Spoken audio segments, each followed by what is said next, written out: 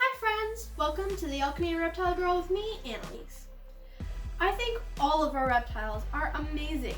Some are super sweet, some are really cool, and some are just plain old adorable.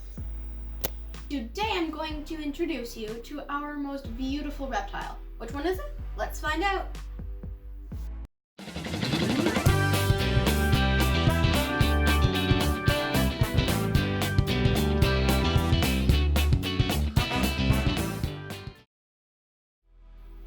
This is Tituba. She is our juvenile boa constrictor imperator, or BCI. BCIs are known by other names as well: Columbia boa, black-tailed boa, northern boa, and common boa. She is about a year old and still pretty small. But when fully grown, she can be over 8 feet long and weigh more than 20 pounds. They are native to Central America and west of the Andes in Colombia and Ecuador in South America. Unlike their larger cousins, the red-tailed boa, or boa constrictor, who live exclusively in tropical rainforests, BCIs can live in a broad range of ecosystems. They do prefer rainforests, but they can also be found in grasslands or even arid deserts. Like ball pythons, in captivity, boas have been bred for a wide variety of patterns or morphs. Tituba here is not your typical morph. She is known as anerythristic, or anery for short, which means that all the red pigment that is normally found in boa constrictor imperators is gone. This gives her these bright white markings, these deep blacks, and these beautiful shades of gray. She is absolutely gorgeous, isn't she? Tituba is also possible het albino, which means that she carries the gene even though you don't see it. If we were to breed her with the right mate, some of her babies would be snow. Snow boas are so cool. Hey, I'm serious! It's no joke! Boas generally have a good temperament and don't mind being handled. They tend to be a little more curious than, say, ball pythons, which are more like lap snakes. So these guys can be a bit of a handful. Not a defensive one usually, but just an active one. Tituba, however, is very low-key. She will happily curl up in a hoodie pocket or hood, or tuck herself in the small of your bag, just stealing a bit of heat and snoozing there for hours on end. She is so gentle and sweet. A beautiful disposition for a beautiful girl. I would like to draw your attention to something. See this S shape here? With most snakes, this means trouble. They will adopt this position when they are feeling threatened and are about to strike. You see your snake holding this position, and you're most likely going to get bitten. You bit. Ya bit! So why am I not worried, especially with all those teeth in that mouth? Well, boas are special, and they will often just hang out in this position. Any of our other snakes doing this, I know I'd be in for a bad day. But with Tituba, and most boas, this is just how they feel comfortable. This can make boas a little tricky to read, because if they are going to strike, they are still going to do it from this position. So you can't just assume that everything's going to be okay. You need to read the rest of their signals. Is her body tense? Is she following your movements intently? Is she making any noise? Here's a fun fact: boas can growl. It is absolutely terrifying.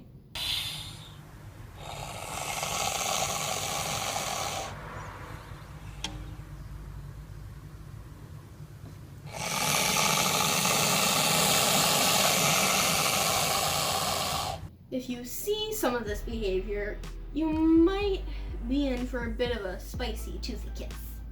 But if your boa is calm and relaxed, like Tituba, you should be perfectly fine with a boa in this position.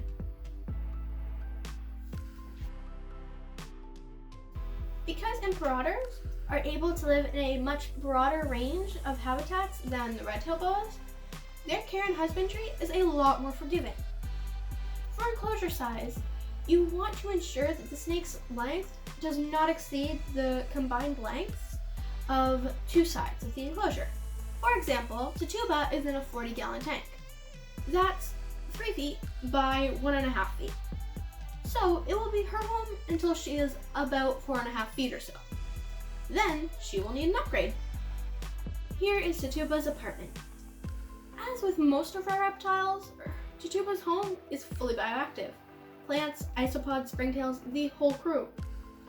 With this grated lid though, it is very hard to keep the humidity levels right.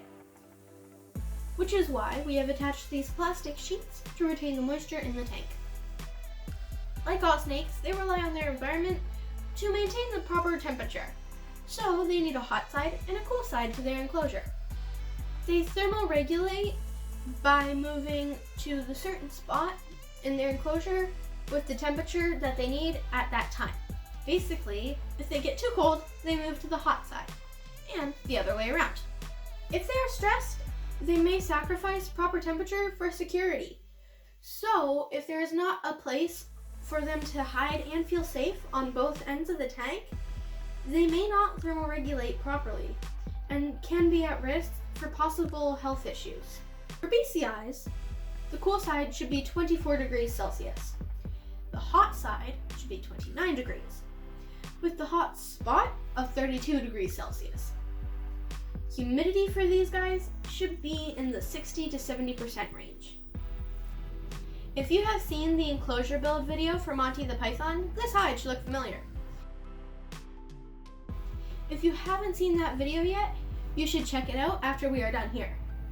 This is made from insulation foam that has been sculpted and painted to resemble rock. It provides a nice background and spacious hides on either side of the tank. We have modified it a bit since the Monty video. We have taken the roof off the hot side so that the heat can get down into the hide. She is not quite as big as her buddy Monty, so we've added a few additional bits of cover inside so she will feel safe in these big hides. She makes good use of all these spots, but her favorite spot on the cool side is to curl up in this little corner under this bit of bark. On the hot side, it's tucked back into this corner. Juvenile boas are somewhat arboreal and love to climb, so we've included a bunch of branches and wood in here, that way she can explore. As she gets bigger and heavier, she'll be spending more and more time on the ground, so we'll adjust her enrichment objects as her behavior changes. Tituba eats like, well, a boa. She has a great feeding response, and we have not had any issues with her refusing food in the slightest. We feed her one frozen thawed mouse once a week. Occasionally though, if one of our other snakes refuses their meal, she might get a second. We don't let her do this too often though. Even though she will be happy to be our garbage disposal, we don't want to overfeed her, because if she grows too big too fast, it could cause health issues down the road, and it can shorten her lifespan. And we want to share our love with Tituba for as long as possible.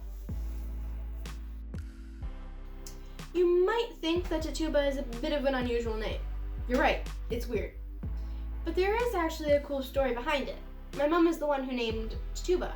She chose this name because of her own previously held misconceptions regarding snakes. If you are familiar with the Salem witch trials, you might know a little bit about who the real Tituba was. In case you don't know, here is a super condensed backstory. Tituba was a slave owned by the minister of the Salem village. She was the first woman who was accused of witchcraft during the witch trials. This came about because it was known that she had been telling people their fortune. And when a couple of girls in the town started having convulsions, the doctors of the time were not able to explain what was happening. So obviously, you blame it on the woman who was outside of their common religious beliefs. This kicked off the Salem witch trials, where Tituba and many others were forced to confess. Thanks to her cleverness, Tituba was able to talk herself out of a death sentence, and eventually she was released from prison. It is now believed that the hallucinations were caused by contaminated rye flour, not witchcraft, obviously. For my mom, Tituba, the snake, represents something that was once thought to be scary or maybe even evil, but in reality was just misunderstood and has lots of misconceptions associated with it. I'm really happy that my mom has come around to see how wonderful and amazing these creatures truly are. Boas make amazing pets. Their large size can be intimidating, but they are gentle, curious, and so much fun to interact with. I can't wait for her to get big, that way she can cuddle me instead of the other way around. I will be sure to start her in future videos, that way you can see her progress as she grows. So what do you think of Tituba? I'd love to hear your thoughts on Tituba, or just Boas in general, in the comments below. Thank you so much for watching the OK Reptile Girl with me, Annalise, and of course, Tituba. Please don't forget to check out my other videos, and as always, please like, share, comment, and subscribe, and remember your trail nature. See you next time! She has an adorable little mustache. Oh my god. You look ridiculous with your buns. She's got to come out of your collar. I don't want her to. But she's happy and warmth now. This hide should look familiar. Hi, Lovey. Oh, nice. What's that? She says. Yeah. I met you. I thought I was rehearsing, but... Aww. I was hoping for ruddy mysterious. Aww. You're a good kitty. Oh, she's purring.